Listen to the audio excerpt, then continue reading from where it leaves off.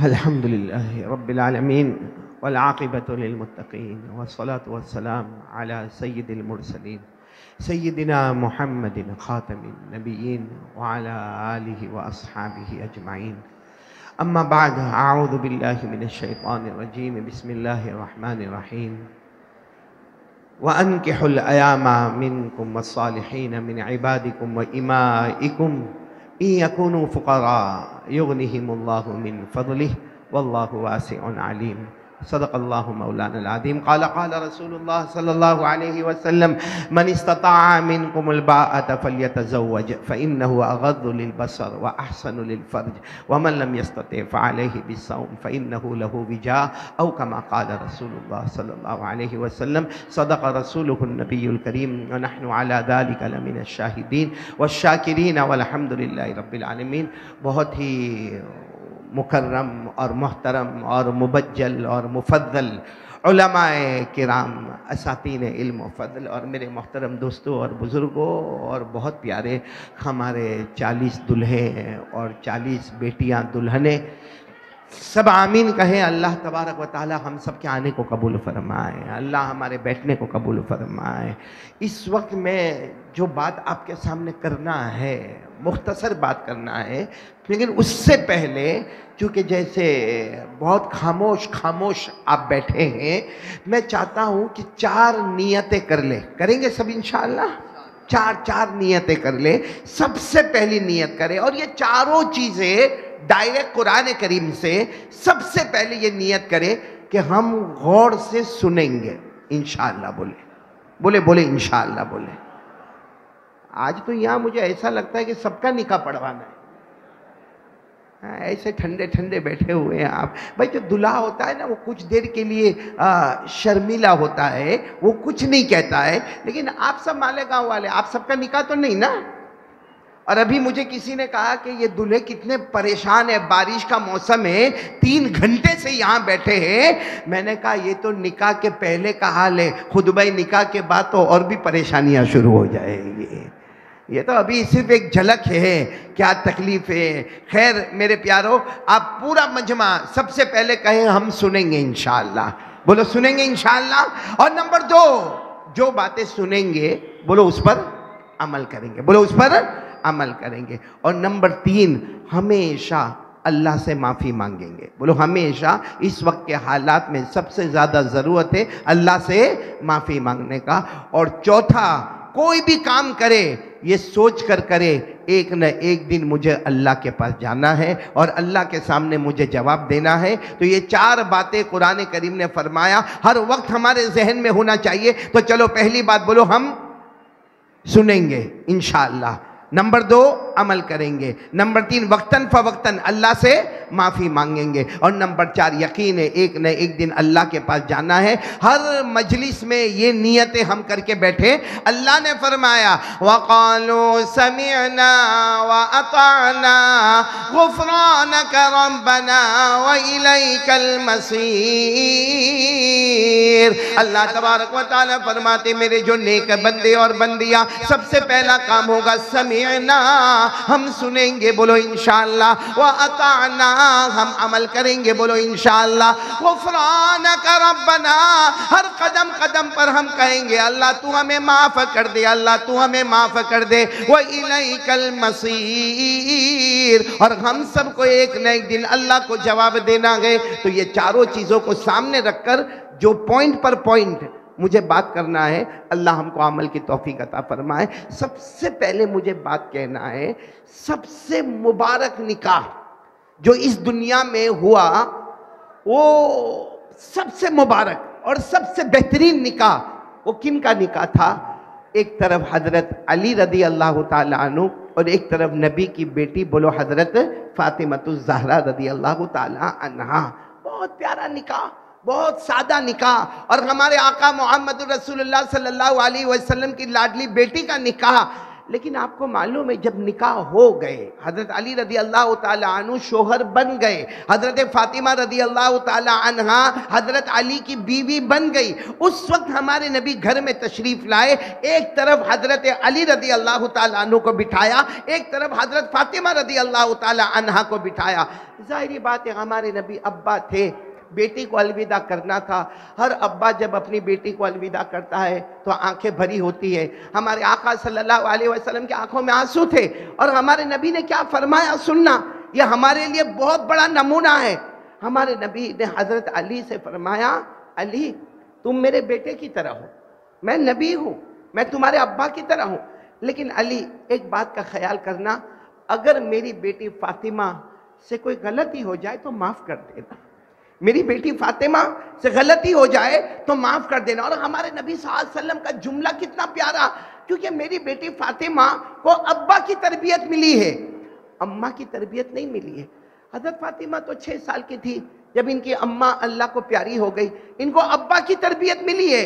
हालांकि आप सोचे हमारे नबी की तरबियत नहीं, नजर करम पर अल्लाह हिदायत के फैसले फरमा देते हैं। सिर्फ हमारे नबी सल्लल्लाहु अलैहि वसल्लम के हाथ मुबारक पर अल्लाह तबारक व तआला हिदायत के फैसले फरमाते हैं। उंगली के इशारे पर चांद के 2 टुकड़े कर देते हैं, उंगली के इशारे पर डूबा हुआ सूरज वापस आ जाता है। हमारे नबी सल्लल्लाहु अलैहि वसल्लम से बढ़कर कोई मकाम नहीं, लेकिन हमारे नबी कह रहे अली इनको अब्बा की तरबियत मिली है, अम्मा की तरबियत नहीं मिली, अगर मेरी बेटी से कोई गलती हो जाए तो माफ़ कर देना।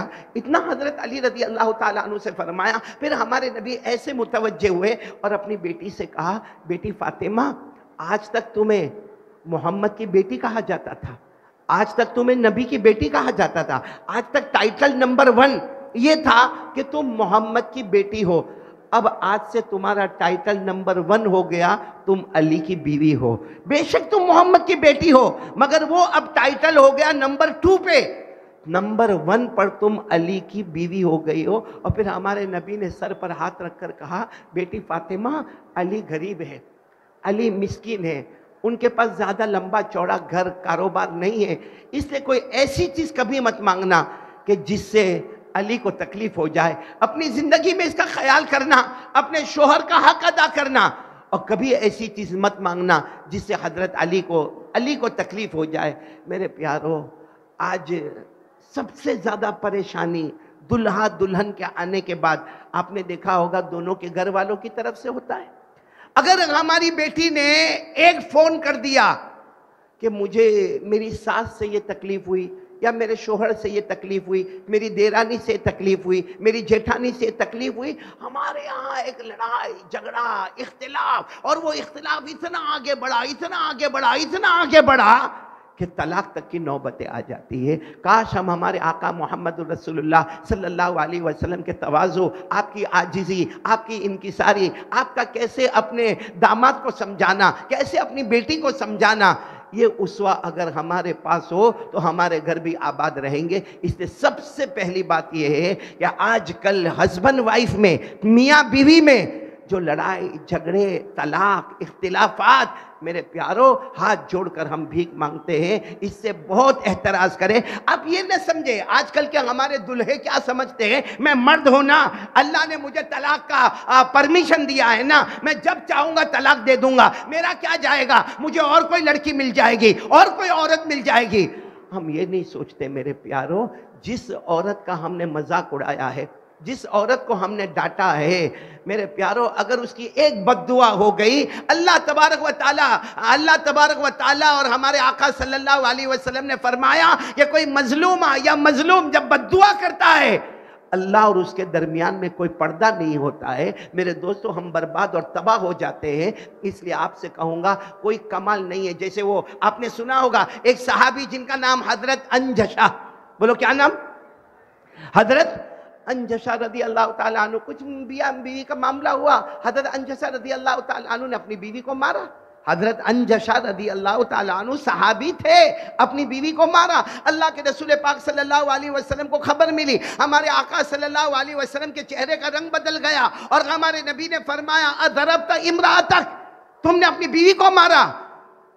तो हजरत अंजशा ने कहा, अल्लाह के रसूल थोड़ा गुस्सा आ गया, तो मैंने अपनी बीवी को मारा। हमारे नबी ने फरमाया रुवैदक कवारीर, हमारे नबी ने फरमाया ये क्या मामला, कांच की बोतल को तोड़ दिया, कांच के ग्लास को तोड़ दिया, कौन सी बहादुरी का काम है। और एक रिवायत में हमारे नबी ने फरमाया लैसा शदीदु बिस्सुरआ इन्नमा शदीद अल्लज़ी यमलिकु नफ्सहु इंदल गज़ब। हमारे नबी ने फरमाया बहादुर वो नहीं है जो किसी को पछाड़े, गाली दे, माँ बहन की गाली दे। अरे मालेगांव वालों, हमारे नबी ने फरमाया बहादुर वो है जो गुस्से के वक्त अपने ऊपर कंट्रोल कर ले हुए। इसलिए सबसे पहले जो मुझे आप तमाम से कहना है, क्योंकि 1000 अल्हम्दुलिल्लाह 16 सालों में 1000 निकाह मुकम्मल हुए, इसका मतलब है कि 2000 घर आबाद हो गए। अल्लाह तबारक व ताला जिन्होंने इसमें जिस तरह मेहनत की है, अल्लाह सबको अपनी शायान शान बेहतरीन बदला अता फरमाए। लेकिन मैं तमाम दुल्हों से कहूँगा, ये 40 दुल्हे जो इस वक्त सामने मौजूद है, इनसे कहूँगा बहादुर वो होता है जो अपने नफ्स पर गुस्से के वक्त कंट्रोल करता है। और हमारे नबी ने क्या फरमाया, कितने प्यार से फरमाया गलती हो गई ना, अरे हो गई, बीवी की गलती हो गई, वो भी इंसान है, वो भी औरत है, वो भी नाकिसतुल अकल है, गलती हो गई। हमारे नबी फरमाते माफ़ कर दे, अल्लाह क़यामत में तेरे तमाम गुनाहों को माफ़ कर देगा। इसलिए मेरे प्यारों, सबसे पहला काम इसका ख्याल रखना है। और दूसरी बात, ये निकाह का जो प्रोग्राम होता है, निकाह का प्रोग्राम होता है, 1000 मुकम्मल निकाह हो गए माशाल्लाह। हमारे कारी साहब ने सिपासनामा दिया, मैं तो सही माने में इसका कोई हक नहीं रखता हूँ सिपासनामे का, मैं उस पर आऊँगा कि यह हक कौन रखते, उस पर मैं आ रहा हूँ इंशाअल्लाह। लेकिन एक बात बताऊँ, निकाह इतनी बड़ी इबादत है, इतनी बड़ी सुन्नत है। जैसे हमारे बेटे हज़रत मुफ्ती अफीफ साहब ने फरमाया कि निकाह इबादत है, हर इबादत महदूद है। अब नमाज शुरू करे, 10-15 मिनट में ख़त्म हो जाए, रोज़ा महीने में ख़त्म हो जाए, हज के मौसम में ख़त्म हो जाए, ज़कात एक मरतबा देकर ख़त्म हो जाए। निकाह वो इबादत है जो बहुत तवील इबादत है। मेरे प्यारो, निकाह अव्वल इबादत है। बोलो, निकाह अव्वल इबादत है। ये दुनिया कायम हुई, ये दुनिया कायम हुई, सबसे पहले अगर कोई इबादत आई तो कौन सी इबादत आई? अरे बोलो ना, कौन सी इबादत आई? निकाह। निकाह इबादत आई, क्योंकि सबसे पहले हजरत आदम अलैहिस्सलातु वस्सलाम और हजरत हव्वा अलैहिस्सलातु वस्सलाम ये जन्नत में है, और अल्लाह तबारक व ताला खुद फरमाते हैं निकाह होना है। मालूम हुआ कायनात में सबसे पहली इबादत कौन सी आई है? निकाह। हजरत आदम अलैहिस्सलातु वस्सलाम को अल्लाह ने शोहर बनाया और हजरत हव्वा अलैहिस्सलातु वस्सलाम को ज़ौजा यानी बीवी बनाया। अल्लाह तबारक व ताला ने फरमाया वक़ुल्ना या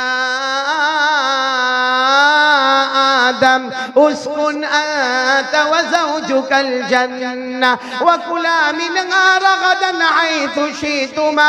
अल्लाह तबारक व ताला ने हजरत आदम को ज़ौज शोहर बनाया, हजरत हव्वा को ज़ौजा बनाया। मालूम हुआ कायनात में सबसे पहली इबादत कौन सी है? अरे बोलो ना, कौन सी है? निकाह। और आखिरी इबादत क्या है कायनात की? हम जन्नत में जाएंगे ना? अरे अब तो हाँ बोलो, ये भी कोई मुश्किल सवाल पूछा मैंने? भाई जाएंगे ना जन्नत में इंशाअल्लाह। बोलो बोलो, हाथ ऊपर करके बोलो, जाएंगे जन्नत में। अच्छा, हम जन्नत में गए, थोड़ी देर के लिए सोचो, खास करके हमारी ये 40 दूल्हे, सोचो हम जन्नत में गए। जन्नत में जाकर अल्लाह हमको कहेंगे चलो फजर का वक्त हो गया, नमाज पढ़ो। भाई जन्नत में नमाज नहीं। अच्छा, जन्नत में ऐसा कहा जाएगा भाई चलो भाई यहाँ गरीब मिस्किन यतीम बेवा लाचार मजबूर है, ज़कात दो। जन्नत में ज़कात नहीं, जन्नत में कोई इबादत नहीं। हाँ, लेकिन एक चीज जन्नत में होगी, ये तो सब कैसे कुर्सी पर 3-3 घंटे से बैठे हैं जन्नत में, और सारे मर्द पलंग पर लेटे होंगे, मसेरी पर, और वो मसेरिया भी जन्नत की होगी। कैसी होगी अल्लाह को मालूम है। हम लेटे होंगे और ऐलान होगा, हाँ हम सब होंगे, मौलाना भी होंगे, बड़े खुश होंगे माशाअल्लाह, मैं भी रहूंगा, हम सब ऐसे लेटे बैठे होंगे और हमको खबर मिलेगी, ओ कारी अहमद अली क्या हुआ, निकाह होने वाला है। तो निकाह होने वाला, दुनिया में निकाह होने वाला, देखो कैसे फूल वूल पहन के बैठे हुए हैं। हाँ, चाहे कितनी भी गर्मी लगे मगर उतरने वाला नहीं। तो जैसे हमको भी कयामत में खबर मिलेगी ना, ओ बंदा, ओ बंदा जन्नत में आ गया, तेरा निकाह होने वाला, तो जल्दी से उठेगा। अल्लाह कहेंगे उसको का उठे नहीं, वो लेटा रहेगा, हूरे आती जाएगी और अल्लाह फरमाते मैं निकाह पढ़ाता जाऊंगा। बोलो सुभान अल्लाह। अल्लाह ने फरमाया मुत्तकीन अला सुरुरिन मस्फूफा व ज़व्वजनाहुम बिहूरिन ईन। अल्लाह तबारक व तआला फरमाते सारे जन्नती दुल्हे अपनी अपनी मसेरियों पर लेटे होंगे, हूरों पे हूरें आती जाएगी और अल्लाह तबारक व तआला निकाह पढ़ाते जाएंगे। तो कायनात का सबसे पहला अमल निकाह और कायनात का आखिरी अमल भी निकाह। इसलिए हाँ, हमारे मेहमान आए हैं मुफ्ती हफीज साहब, ये घर में जाके बीवी को मत सुनाना। आप तो इंग्लैंड से आए हुए हैं, मेहमान हमारे आए हैं, अल्लाह ताला इनकी उम्र में बरकत अता फरमाए। वरना बीवी को ये सुनाते तो कहते अच्छा तुम वहाँ पे हूर के साथ निकाह करोगे तो मेरा क्या होगा। तो मैंने कहा इतना संभाला ना, यहाँ कम तकलीफें उठाई हमने। खैर मेरे प्यारों, इस वक्त एक बहुत पते की बात पर आप पर आ रहा हूं कि निकाह होते हैं, एक बात को समझ कर चले, मुसल्लम बात है, अगर मियां बीवी अगर सही है, शरीयत पर है, इंशाअल्लाह हमारी आने वाली औलाद भी हमारे लिए आंखों की ठंडक होगी। इमाम राजी रहमतुल्लाह अलैह ने अपनी किताब तफसीर कबीर में लिखा, इज़ा कानल ऊद मुअव्वजा फकैफ यस्तकीमु ज़िल। इमाम राजी रहमतुल्लाह अलैह लिखते हैं तफसीर कबीर में कि अगर लकड़ी को सीधा रखो तो उसका जो शेडो होगा, साया, वो भी कैसा होगा, सीधा। और अगर लकड़ी को आपने टेढ़ी कर दिया तो शेडो कैसा होगा, टेढ़ा। इसलिए मेरे प्यारो, हम सिर्फ निकाह को एक निकाह न समझे कि बीवी के साथ रहना है, ये समझे आगे अल्लाह औलाद देंगे, बोलो इंशाअल्लाह। उन औलाद को हमें आंखों की ठंडक बनाना है, उन औलाद को हमें दीन का इल्म देना है, उन औलाद को दुनिया का इल्म देना है। जहां हमें उन्हें प्यार देना है, मोहब्बत देना है, वहां उनको अखलाक भी देना है। अभी से मियाँ बीवी आपस में ये तय करे कि हम जिंदगी शरीयत के मुताबिक गुजारेंगे। हकीमुल उम्मत हजरत मौलाना अशरफ अली थानवी नव्वरल्लाहु मरकदहु ने फरमाया, जो मियाँ बीवी तय कर ले कि अगर तू कोई गलती शरीयत के मुताबिक करे मैं तुझे बताऊंगा, मैं कुछ करूं तू मुझे बता देना। और ये बताना अच्छा है कि नहीं? भाई शरीयत के मामले में आपको मालूम है, एक मरतबा हुजूर पाक अल्लाह के रसूल सल्लल्लाहु अलैहि वसल्लम से बढ़कर मकाम किसका होगा। एक मरतबा अल्लाह के रसूल पाक सल्लल्लाहु अलैहि वसल्लम घर में आए, अब टेंशन होगा, बहुत टेंशन था। हमारे नबी घर में आए, सलाम नहीं किया, बोलो सलाम नहीं किया, चेहरे पर मुस्कुराहट नहीं आई, और हमारे नबी आकर बैठ गए। हजरत खदीजतुल कुबरा हमारी अम्मा रज़ी अल्लाह ताला अन्हा करीब आई, कहा मेरे नबी क्या हो गया, माँ बालों का, मेरे नबी आपको क्या हो गया। हमारे नबी ने फरमाया कुछ नहीं हुआ, बस वही दावत तबलीग का काम करके आ रहा हूँ। कहा मेरे प्यारे नबी आज आपने सलाम भी नहीं किया, अब घर में आए तो आपने सलाम नहीं किया, और आप जब घर में आते आपके चेहरे पर मुस्कुराहट होती है, आज आपके चेहरे पर मुस्कुराहट भी नहीं है। मेरे दोस्तों, हम होते ना उस जगह पर, हाँ हो जाएगा बाद में सलाम करूंगा, या क्या कहते, हाँ टेंशन में हो, काय का हंसने का। मेरे दोस्तों, हमारे नबी खुद खड़े हो गए, घर के बाहर गए, फिर घर में आए, अस्सलामु अलैकुम व रहमतुल्लाहि व बरकातुहू, और मुस्कुराते हुए आए और कहा खदीजा अल्लाह तुझे जज़ाए खैर दे, एक बहुत बड़ी नेकी मुझसे छूट गई थी, तूने मोहब्बत के साथ वो नेकी करने का मुझे मौका अता फरमा दिया। मेरे प्यारो, जब मियाँ बीवी का मामला ऐसा शरीयत वाला होगा, इंशाअल्लाह हमारी औलाद भी बहुत प्यारी होगी। और खुद आप सोचे ना, हमारे आका मोहम्मद रसूलुल्लाह सल्लल्लाहु अलैहि वसल्लम ने क्या औलाद के बारे में हमको नहीं फरमाया।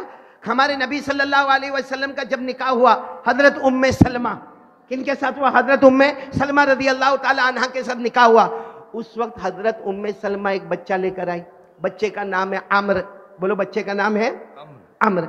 अब हुआ क्या कि अल्लाह के रसूल पाक सल्लल्लाहु अलैहि वसल्लम के सामने खाना रखा हुआ है और वो बच्चा भी बाजू में बैठा है, नाम क्या है, अमर नाम है, छोटा बच्चा है, 6-7 साल का बच्चा है, वो बैठा हुआ है। अब सामने खाना आया, अब जैसा खाना खाना शुरू किया तो बच्चा बच्चा होता है, उन्होंने कभी प्लेट में इधर हाथ रखा, कभी प्लेट में उधर हाथ रखा, कभी प्लेट में इधर हाथ रखा, कभी सीधा हाथ रखा, कभी उल्टा हाथ रखा। मेरे दोस्तों, हमारे नबी की तरबियत का अंदाज, हमारे नबी ने डांटा नहीं, हमारे नबी गुस्से नहीं हुए, बल्कि हमारे नबी ने 3 बातें कही, सर पर हाथ रखा, कहा या आम्र समिल्लाह, ए आम्र खाना शुरू करे तो बिस्मिल्लाहि वाला बरकतिल्लाह, बोलो बिस्मिल्लाहि वाला। फिर हमारे नबी ने फरमाया वकुल मिम्मा यलीका, करीब करीब से खाओ, पूरे प्लेट में हाथ घुमाने की जरूरत नहीं, क्योंकि जो खाना इधर है वही खाना उधर है। और फिर फरमाया वकुल भी यमीनिका, अपने दाएं हाथ से खाओ। हजरत आमर फरमाते हैं कि वो 3 बातें मेरे दिमाग में ऐसी जम गई कि जब मैं खाने बैठता था मुझे मेरे नबी के तीनों फरमान याद आया करते थे। तो अम्मा अब्बा, आपको मालूम है एक मरतबा हुजूर पाक सल्लल्लाहु अलैहि वसल्लम रास्ते दिए, हम लोग बहुत करते, खास करके हम लोग जिनके बच्चे या पोते या पोतिया नवासे नवासिया ये गुनाह हम लोग करते हैं।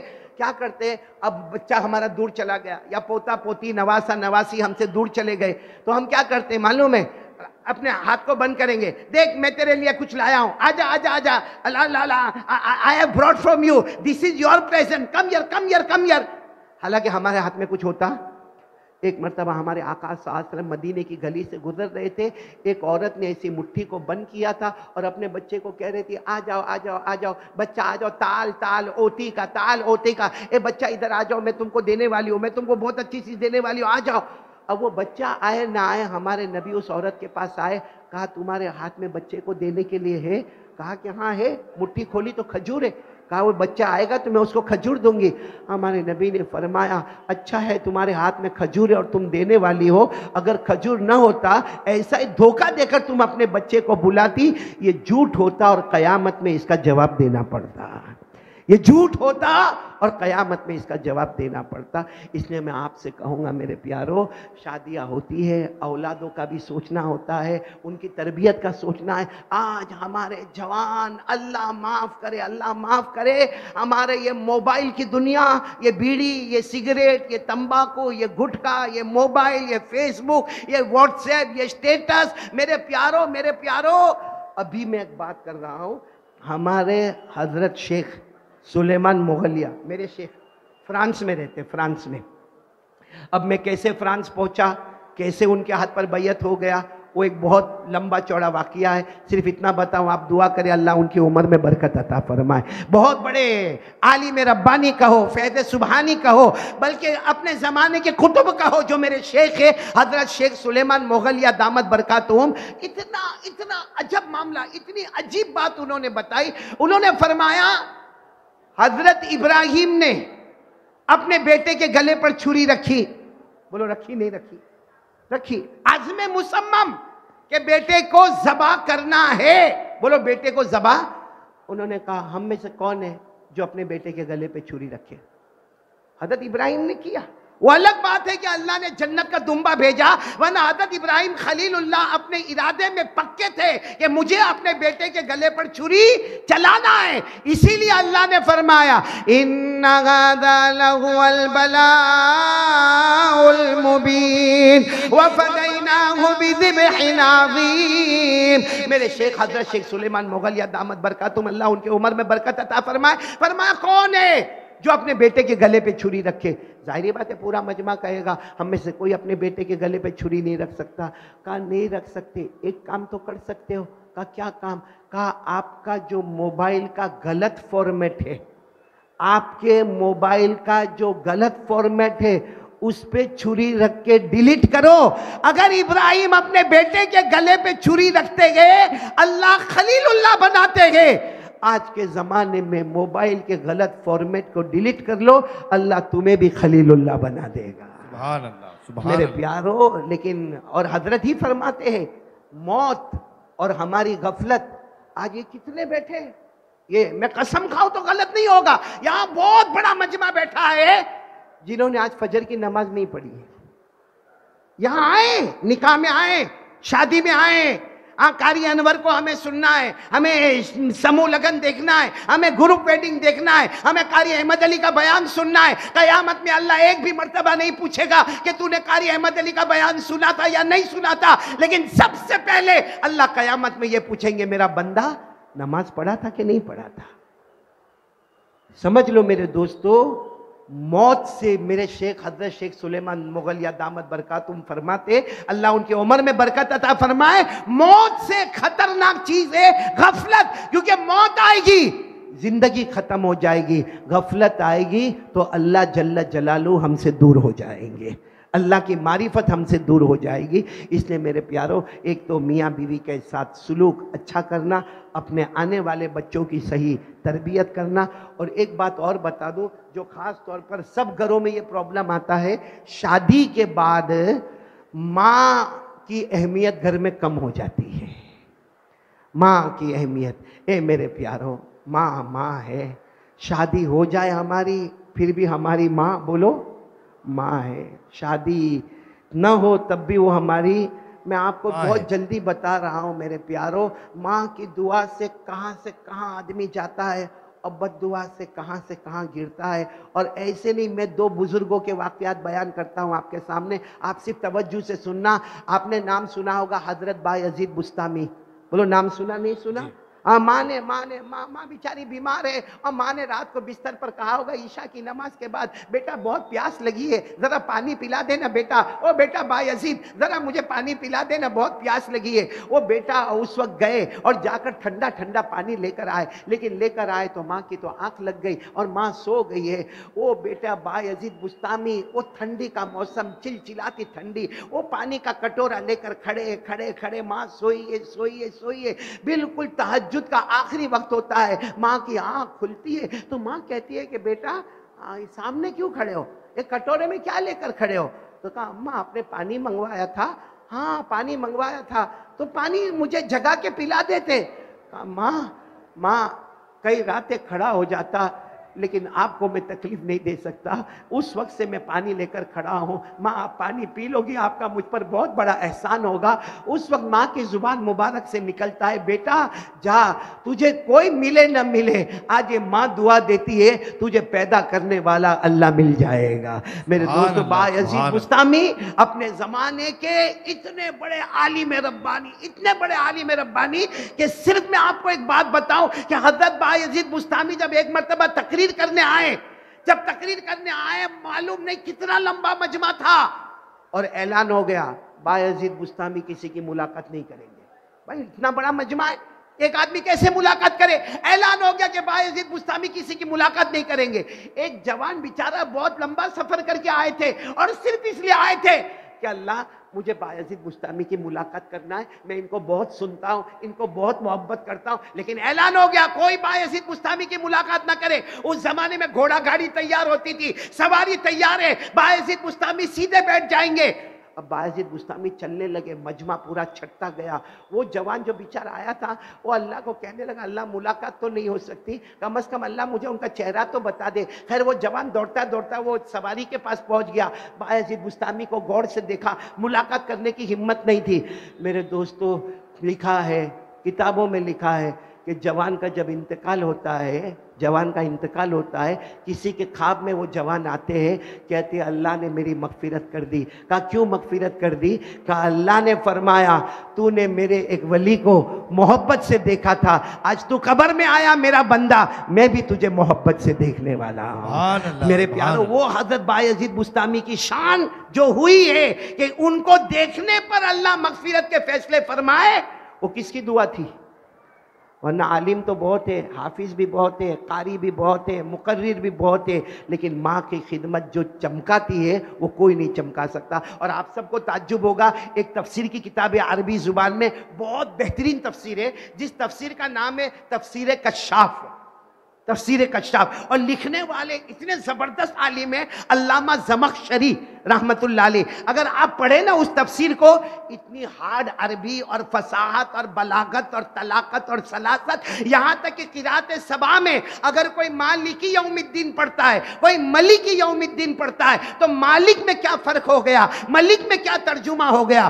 वो इतने बड़े आलिम, मगर वो जो अल्लामा ज़मख़शरी थे ना, वो पाँव से लंगड़े थे, एक पाँव नहीं था। और उसकी वजह क्या हुई थी? वजह ये हुई थी कि जब ये बचपन में थे, 9-10 साल के थे, तो कोई चिड़िया विड़िया थी, उसके पाँव को रस्सी से बांधा, और वो रस्सी लंबी थी, अब वो चिड़िया को उड़ाते थे, रस्सी को पकड़े हुए थे, वो चिड़िया चली गई छत पर तो रस्सी लटक रही थी। ये अल्लामा ज़मख़शरी की उम्र 9-10 साल की थी, इन्होंने वो चिड़िया की रस्सी को खींचना शुरू किया। इतने में माँ आ गई, माँ ने कहा बेटा बेटा नहीं, अब वो रस्सी को खींचना नहीं, वो चिड़िया है, उसका पाँव टूट जाएगा। इन्होंने माँ की बात को नहीं माना और जोर से रस्सी को खींचा, वो चिड़िया का पाँव टूट गया। माँ ने कहा बेटा तूने चिड़िया के पाँव को तोड़ा, तू भी लंगड़ा हो जाएगा। कहते हैं अल्लामा ज़मख़शरी फरमाते मेरी माँ का तो इंतकाल हो गया, मैं तो हदीस का सबक हासिल करने के लिए बुखारा की तरफ जा रहा था। बुखारा जा रहा था, मैं अपने ऊँट पर सवार था, अचानक मेरा ऊँट गिरा, मैं गिरा और मेरा एक पाँव टूट गया। उस वक्त जैसे गैब से आवाज़ आई, माँ ने जो बद्दुआ की थी वो मौत आने से पहले मुकम्मल हो जाती है। मेरे प्यारों, अपनी माँ को देखो, शादी हो जाए फिर भी माँ हमारी माँ है, माँ के कदमों के नीचे उस वक्त भी जन्नत है, और शादी होने के बाद हमारी बीवी बीवी है, लेकिन वही माँ के कदमों के नीचे जन्नत है। इसलिए अपनी माँ की आवाज़ के ऊपर आवाज़ मत उठाना। मुझे मालूम है घर में थोड़ा बहुत 19-20 होता है, उस वक्त सब्र और शुक्र के साथ काम कर लेना। अल्लाह ताला हम सबको अमल की तौफीक अता फरमाए। तो ये कुछ बातें बहुत ज़रूरी थी। मियाँ बीवी का ताल्लुक सही होना चाहिए, आने वाली औलाद हमारी सही होनी चाहिए, और मेरे प्यारों अम्मा और अब्बा का मुकम्मल एहतराम होना चाहिए। अगर माँ हमारे लिए, माँ के पाँव के नीचे जन्नत है, तो हमारे अब्बा जन्नत के दरवाज़ा है। अल्लाह ताला हम सबको इन बातों पर अमल करने की तौफीक अता फरमावे। और एक बात तो ज़रूर कहूँगा पूरे मजमे को, मेरे को आज ऐसा लग रहा है, वो मेरे बेटे आज़ाद अनवर, आपने भी सही कहा, और हमारे जो ऐलान करने वाले, क्या नाम बेटा, इरशाद अंजुम, आपने मेरा दिल मोह लिया माशाअल्लाह। क्या आपकी ज़बान और क्या आपका फटाफट बोलना। आपकी शादी हो गई, हुई हाँ या नहीं? अरे बहुत ज़ोर ज़ोर से आप सबके पास बुलवाते थे, आप भी तो बोले। हो गई शादी? जी हज़रत जी। हो गई। तो उनको भी ऐसा सब अशार सुनाते? नहीं, वहाँ इजाज़त नहीं होती। वहाँ इजाज़त, वहाँ मेरा भी यही हाल है। मैं भी बाहर लंबे लंबे बयान करता हूँ। मुझे किसी ने कहा मौलाना बाहर 2-2 घंटे का बयान करता, घर में बयान? मैंने कहा घर में सुनता हूँ।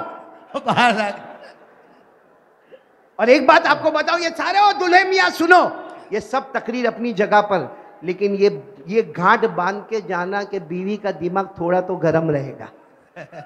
पूछ लो, सबको पूछो यहाँ पर जितने बैठे हैं, थोड़ा वो मालूम है। एक मरतबा एक शख्स था, मौलाना, आप तो मुफ्ती साहब है माफ करना, कि एक मौलाना थे, अरे एक शख्स था, उसने अपनी बेटी का नाम मदीना रखा। क्या रखा? दीना। नाम अच्छा है ना जी? अरे हाँ बोलो ना, मदीना नाम कितना प्यारा नाम है। अच्छा, वो बेटी का नाम मदीना रखा, बेटी के निकाह हो गए, 6 महीने के बाद अपने दामाद के पास गया, यानी अब्बा, मदीना का अब्बा अपने दामाद के पास गया 6 महीने के बाद, और जाकर कहने लगा मेरा बेटा और मेरे दामाद, तुम तो बहुत खुश होंगे, मैंने बड़ी खूबसूरत लड़की तुमको दी है, बड़ी खूबसूरत लड़की दी है, और नाम भी मदीना। बोलो नाम भी मदीना। अब वो ये 40 की तरह होगा उसका। हाँ, एकदम उखड़ा उखड़ा था वो, कोई जवाब ही न दे। वो बार बार कहे अरे मैंने अपनी इतनी अच्छी बेटी तुम्हें दी है ना, और कितना अच्छा उसको दीन का भी इल्म है, दुनिया का भी इल्म है, एजुकेशन दिया। वो कोई जवाब ही न दे। फिर आखिर में कहा अरे मैंने इतनी अच्छी बेटी दी है, 6 महीने हो गए, नाम मदीना। अब वो दामाद से बर्दाश्त नहीं हुआ, यूं गर्दन उठाया, कहा हाँ नाम मदीना है मगर हकीकत में करबला है। मेरे को क्या लगता मालूम, यहाँ जितने बैठे हैं ना सबकी बीवी मदीना है, वहां जितने बैठे सबकी बीवी करबला है। कोई वहां से जवाब देने को तैयार नहीं। वो आजाद अनवर और हमारे ये क्या नाम बेटा, इरशाद ने इतना कहा, वहां से आवाज नहीं आती। मेरा तो ऐसा लगा कहीं इद्दत विद्दत में तो नहीं बैठ गए वहां पर। कोई यहाँ दाई तरफ से बोलने को तैयार नहीं। ये बेचारे सब बोले जा रहे, स्टेज पर सारे बोले जा रहे। उसी वक्त में समझ गया ये मदीना वाले वो करबला वाले। खैर अल्लाह आप सबको बहुत खुश रखे। इस वक्त बहुत ही गम के साथ, जहाँ खुशी है वहाँ गम है, और 4 बंदों का बहुत गम है। एक मेरे बहुत ही जाने जिगर हाजी रशीद शेखानी, जो हमारे हारिस के अब्बा है, 16 साल पहले उन्होंने ये काम हमें बताया था कि हमें मालेगांव में ये ग्रुप वेडिंग करना है। और ये नहीं कहूँगा मैं कि हाजी रशीद शेखानी के मालेगांव पर हज़ारों एहसानात होंगे, उलमा पर हज़ारों एहसानात होंगे, लेकिन उस वक्त मेरे हालात भी बड़े अजीब व गरीब हालात थे। ये हाजी रशीद शेखानी, वो कहते हैं ना दाएं हाथ से देना बाएं हाथ को भी पता न चले। हाजी रशीद शेखानी ने इतने एहसान मुझ पर किए, इतने एहसानात मुझ पर किए। आज वो हमारे दरमियान में नहीं है, लेकिन अल्लाह की कसम उनकी खबर में ये खबर पहुंची होगी कि हाजी रशीद आज 1000 समूह लगन मुकम्मल हुए, और 2000 घरों को आबाद करने का सवाब तुम्हें मिलेगा। आज यकीनन अल्लाह ने उनकी कब्र को जन्नत का बाग बना दिया होगा, वो जन्नत का बाग होगा, अल्लाह ने और परवान चढ़ाया होगा। हम सब मिलकर उनके लिए दुआ करें, अल्लाह मरहूम की करवट करवट मगफिरत फरमाए। इसी तरह जो शुरू से कोशिश करने वाले हमारे बड़े आलिम रब्बानी मरहूम मौलाना अब्दुल बारी, उनको भी मैं कैसे भूलूंगा। वो भी बहुत ही हरकत वाले और मुस्तैद, और कितनी मर्तबा मुझे वो कभी इत्र का हदिया दे, कभी मेरे कंधे पर हाथ रखे, कारी साहब जज़ाकल्लाह। अरे वो उम्र में हमसे बड़े थे, इल्म में बड़े थे, तक़वे में बड़े थे, अमल से बड़े थे, लेकिन इन बड़ों ने हमें आजिज़ी और तवाज़ु सिखाया। अल्लाह ताला उन मरहूम की भी करवट करवट मग़फ़िरत फरमाए। नंबर 3 यहाँ ऐलान करने वाले अनीस अंजुम, अनीस अंजुम, मुझे इतना अच्छा लगता था, मैं बाकायदा उनके अशार को लेता था और अपने बयानों में उनका इस्तेमाल करता था। वो भी अल्लाह को प्यारे हो गए। और 30 साल से मेरे साथ चलने वाले मरहूम मौलाना उस्मान, जो पहली मर्तबा मालेगांव के समूह लगन में आए थे, वो भी कोरोना में अल्लाह को प्यारे हो गए। हम चारों बुजुर्गों के लिए दुआ करें, अल्लाह ताला करवट करवट उनकी मगफिरत फरमाए। नंबर 2 मुझे कहना ये कि ये जो 16 साल से 1000 जो ग्रुप वेडिंग हुई, इसका असल सिपासनामा खैर मेरे हाथ में दिया गया। ये अल्लाह हमारे कारी साहब की उम्र में बरकत अता फरमाए, कारी जलील साहब, अल्लाह इनको बहुत अच्छा रखे। लेकिन मैं आपको बताना चाहता हूँ ये सारा काम करने वाले कौन है। यूके में, बर्तानिया में, इंग्लैंड में, ब्लैकबर्न में एक बड़ा ट्रस्ट है। ट्रस्ट का नाम है फेज वेलफेयर एड, फेज वेलफेयर एड। और उस ट्रस्ट में जो सबसे बड़े जिम्मेदार है, जिनको कहो कि बानी मबानी आलिम रब्बानी फैज़ सुभानी, मेरे भाई है हजरत मौलाना मुफ्ती मोहम्मद अली फलाही दामत बरकातुम, जो अल्हम्दुलिल्लाह मालेगांव कई मरतबा आए हैं और कई मरतबा आपके सामने बातें भी उनकी हुई है। दूसरे नंबर पर है हजरत मौलाना शोएब पटेल साहब, वो भी कई मरतबा यहाँ मालेगांव तशरीफ़ लाए हैं और उन्होंने भी अपनी कीमती मवाइद से हमको यहाँ मुस्तफ़ीज़ किया है। लेकिन आज अल्लाह का एहसान है कि उसी फेज वेलफेयर एड के जो तीसरे रुकने रकीन है, जो तीसरा पाया है, वो हमारे बेटे हजरत मुफ्ती अफीफ साहब दामत बरकातुहू में, जो पहली मर्तबा मालेगांव आए और कितने शानदार मौके पर आए, जहां 1000 पास हो रहा है, एक रिकॉर्ड कायम हो रहा है। रिकॉर्ड कायम करने में अल्लाह ने बुलाया तो हमारे बेटे मुफ्ती अफीफ साहब को बुलाया है। तो ये हमारे मुफ्ती अफीफ साहब है ना, आपने इनका बयान सुना, ये असल में इंग्लिश में बयान करने वाले, ये इंग्लैंड के रहने वाले। इन्होंने तालीम हासिल की है अरबी पंजुम तक साउथ अफ्रीका में, फिर साउथ अफ्रीका से मिशकात और दौरा तालीम हासिल करने के लिए इंग्लैंड। हमारे बड़े भाई हजरत मौलाना मुफ्ती मोहम्मद अली फलाही के पास मिशकात की किताबें पढ़ी, दौरे हदीस की किताबें पढ़ी, फिर ये मुफ्ती बने और वहाँ के दारुल उलूम में पढ़ाया, फिर वहाँ के मस्जिद अनीसुल इस्लाम में पढ़ाया। और इस वक्त इंग्लैंड में एक बहुत खूबसूरत इलाका है स्कॉटलैंड, और स्कॉटलैंड के अंदर एक जगह है ग्लासगो। वहाँ ग्लासगो में 2 मस्जिद, मस्जिद इब्राहिम और मस्जिद उस्मान, दोनों के ये मुकर्रिर है, दोनों के जिम्मेदार है, दोनों के इमाम है, वहाँ के मुदर्रिस है। सेंट्रल मॉस्क है, एक मदरसा है, वहाँ पर बड़ी बड़ी किताबें पढ़ाते। और आपको ताज्जुब होगा कि ये हम तो खैर सफ़र करके आए, हम इंडिया वाले देसी लोग, ये चलता है। इन्होंने जो सफ़र किया ये ऐसे नहीं आए हैं, ये उम्रे में थे। बोलो दुआ करो अल्लाह इनके उम्रे को कबूल फरमाए। उम्रे के बाद ये सीधे, यानी ये अपनी अहलिया को यहाँ इंडिया में, इनकी अहलिया भी आई है, अहलिया मोहतरमा, वो भी बच्चों के साथ आई है। इन्होंने उनको अपने घर में छोड़ा, ये उम्रे से सीधे एयरपोर्ट पर उतरे, सूरत के एयरपोर्ट पर, यानी उम्रे से हैदराबाद, हैदराबाद से सूरत के एयरपोर्ट पर, सूरत के एयरपोर्ट पर आकर ही सीधे हमने इनको जहां आंखों का ऑपरेशन था, कैटरेक्ट ऑपरेशन, डायलिसिस था, वहां ले गए। उसके बाद में सूरत में जो ग्रुप वेडिंग था, समूह लगन था, वहां ले गए। अभी तो बेचारे इन्होंने सांस भी पूरा नहीं लिया, क्योंकि ये उम्रे में से मस्जिद अक्सा गए, मस्जिद अक्सा से ये हमारे गुजरात सूरत में आए। सूरत में अभी तो मामला मुकम्मल हुआ नहीं कि हम इनको सीधे अजमेर ले गए। अजमेर में इन्होंने पूरा प्रोग्राम अटेंड किया। वो प्रोग्राम अटेंड करने के बाद हम इनको जयपुर ले गए, फिर जयपुर में इन्होंने पूरा प्रोग्राम अटेंड किया और फिर जयपुर से हम सीधे यहाँ मालेगांव लेकर आए। और मालेगांव आने में जो हमने तकलीफ उठाई है,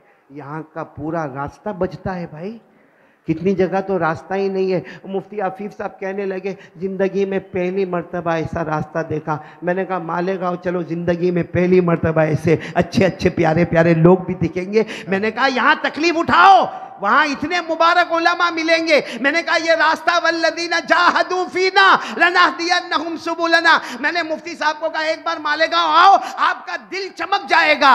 वहां डंडे थे, अब अंडे ही अंडे मिलेंगे अल्हम्दुलिल्लाह। और जैसे हम मालेगांव में दाखिल हुए और मुफ्ती हफीज साहब ने सुबह सुबह में जो दुकानें देखी, और सुबह सुबह में यानी हमारा एंटर होने का टाइम मालेगांव में सुबह में 4:30 बजे का होगा। हमारे बेटे हारिस दरवाजा खोलने को भी तैयार नहीं था। खैर किसी तरीके से हम 4:30 बजे हम पहुंचे हैं, लेकिन देखा कहीं पराठा बन रहा है, कहीं जलेबी बन रही। मुफ्ती हफीज कहने लगे वाकईतन सारी तकलीफ भूल गया, इतना अच्छा अच्छा सुबह में कौन खिलाता पिलाता है। तो ये मालेगांव, मैंने कहा अभी तो आपने मालेगांव की झलक देखा है। मालेगांव बहुत प्यारा शहर है, बहुत मुबारक शहर है, उलमा का शहर है, मदारिस का शहर है। मैंने मुफ्ती हफीज साहब को कहा ये वो खुशनसीब शहर है कि आप कई जगहों में जाओगे, वहां साल में एक मर्तबा बुखारी मुकम्मल मिलेगी। मालेगांव आओ, अल्हम्दुलिल्लाह हर 2 महीने पर किसी न किसी मदरसे में खत्म बुखारी का जलसा मिलेगा। आप इलाके इलाके जाओ, आपको लड़कों के मदरसे मिलेंगे। मालेगांव में आओ जहां आपको लड़कों के मदरसे में मिलेंगे, वहां लड़कियों के मदरसे, आलिमात मिलेगी, मुअल्लिमात मिलेगी, तकियात मिलेगी, नकियात मिलेगी, ज़कियात मिलेगी।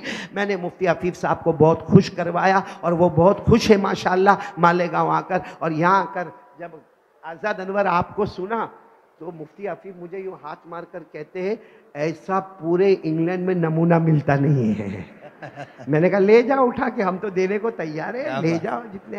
हाँ, हमारे यहाँ तो मैंने कहा हमारे यहाँ तो जिसको ले जाना हो ले जाओ। मैंने एक मरतबा एक ज़माने में मैं शहर वेर जानता बनता नहीं, लेकिन एक ज़माने में मैंने कुछ बनाया था, बीवी से डरने वालों की कमी नहीं अहमद। मैंने अहमद अली माना आपको पसंद आवे तो ले लेना, है तो वापस मेरे को दे देना।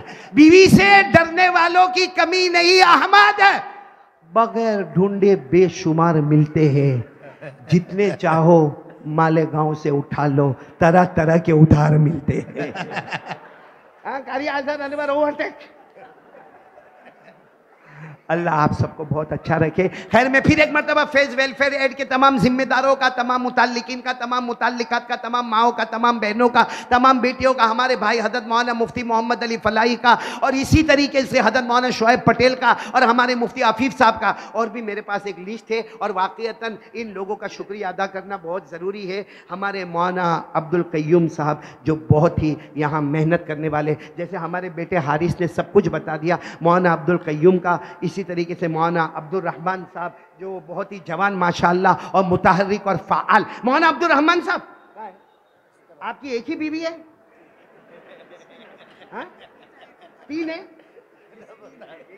एक ही है, मिस्कीन 1000 हो गए। कुछ तो आगे बढ़े, आप बढ़ेंगे हम बढ़ेंगे। इसी तरह मैं बहुत शुक्रिया अदा करूंगा मेरे बेटे हारिस शेखानी का, जिन्होंने सुबह दरवाजा जल्दी नहीं खोला अल्हम्दुलिल्लाह। इसी तरह हाजी फराज, कहाँ है फराज भाई, तू दुबला कैसे हो गया? पहले मैं आता था इतनी जगह चाहती थी, अब इतनी जगह है, लेकिन बेटा वही अच्छा था। वो अंधेरे ही भले थे, कदम राह पड़ते, रोशनी लाई है मंजिल से बहुत दूर तुझे। तो हाजी फराज साहब का भी बहुत शुक्रिया, मुफ्ती मोहम्मद हसनैन नौमानी साहब का शुक्रिया, मुबारकुल्लाह साहब का शुक्रिया, हमारे बेटे मुफ्ती अफीफ जो हमारे सदर मोहतरम और खुसूसी मेहमान, उनका शुक्रिया। हाजी जुनेद ओरा वाला, ये 30 साल से मेरे साथ में, देख लो भाई ये शक्ल देखो, बहुत देखने जैसी शक्ल है। ये हाजी जुनेद ओरा वाला 30 साल से, मौना दुआ करो अल्लाह इनकी उम्र में बरकत अता फरमाए। इस अल्लाह के वली को मैंने देखा, ये टर्की गया हुआ, टर्की के बाद फिर ये वहाँ से उम्रे में गया। जैसे उम्रे से यहाँ हमारे सूरत में पहुँचा, कुछ दिन पहले की बात कर रहा हूँ, ये सूरत में आए, इन्होंने अपने घर में बैग रखा और इनको पता चला कि सूरत का जो गरीब इलाका है, मीठी खाड़ी, सुभाष नगर, आज़ाद नगर, लिम्बायत, वहाँ पानी भर गया है और रात भर लोगों को दूध नहीं मिला, खाना नहीं मिला। इन्होंने अपना बैग रखा अल्लाह की कसम और सीधे वहाँ पर दौड़े, यानी कपड़े भी नहीं बदले, और बराबर 48 घंटे तक नमाजों के वक्त नमाज पढ़े, बाकी ये काम करते रहे। मालूम नहीं क्या खाया क्या पिया। दुआ करें अल्लाह इनकी उम्र में भी बरकत अता फरमाए। लेकिन इनके अंदर एक खराबी है, ये पहले जब जवान था, पूछो हारिस को भी, बहुत सीधा था। हाँ, ये जैसे जैसे बूढ़ा होता है ना, हम बुढ़ापे में कमजोरी में आते, ये वापस रिवर्स होता है। हाँ, पूछो मुफ्ती हफीफ को, पूरे रास्ते इनका टॉपिक क्या था? पूरे रास्ते इनका टॉपिक था, मैं शादी करूं, दूसरी करूं, तीसरी करूं। मैंने कहा हिम्मत हो तो आगे बढ़ो।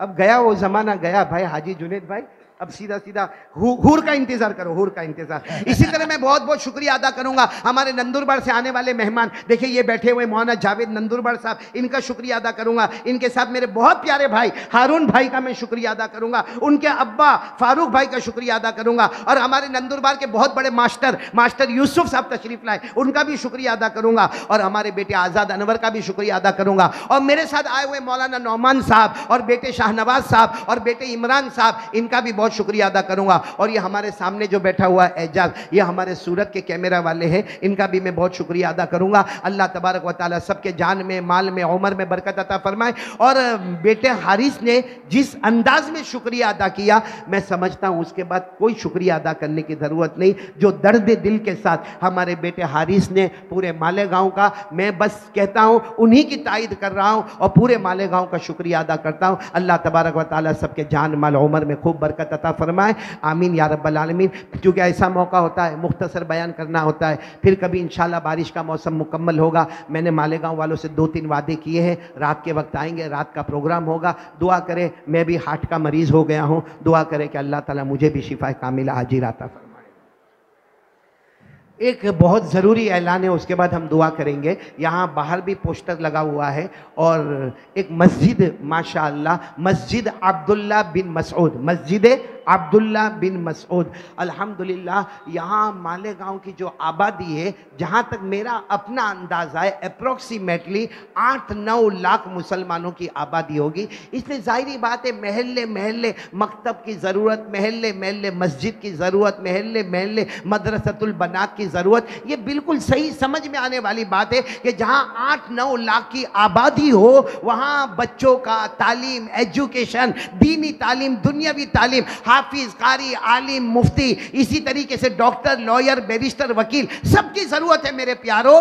तो अब एक मस्जिद माशाल्लाह पहले से बनी हुई है, मस्जिद अब्दुल्ला इब्न मसऊद, लेकिन चूँकि मुसल्लियान बढ़ते गए, जगह कम होती गई, एक बड़ा प्रोजेक्ट है, 2 करोड़ 75 लाख का प्रोजेक्ट है, जिसमें अल्हम्दुलिल्लाह सुम्मा अल्हम्दुलिल्लाह अल्लाह ही का एहसान है, 75 लाख का कलेक्शन हो चुका है, 2 करोड़ का कलेक्शन बाकी है और कुछ ही मुद्दत बाकी है। मैंने मेरे मालेगांव वालों, अल्लाह ताला आपको जज़ाए खैर अता फरमाए, ये एक बहुत बड़ा काम हो जाएगा। अरे मेरे प्यारों, थोड़ा थोड़ा कतरा कतरा दरिया शबद, हर एक अपनी हैसियत के मुताबिक आगे बढ़ेगा। अच्छा फ़ायदा क्या मिलेगा भाई? हमने अल्लाह का घर बनाया, फ़ायदा क्या मिलेगा? हमारे नबी ने फरमाया, मम बना लिल्लाहि बैता बनल्लाहु लहु बैतन फिल जन्ना। हमारे नबी का वादा पक्का है, ए मेरा उम्मती, ए मेरा उम्मती, एक अल्लाह का घर बना ले। अरे पूरा घर न बना सके तो जितना बना सकता बना ले।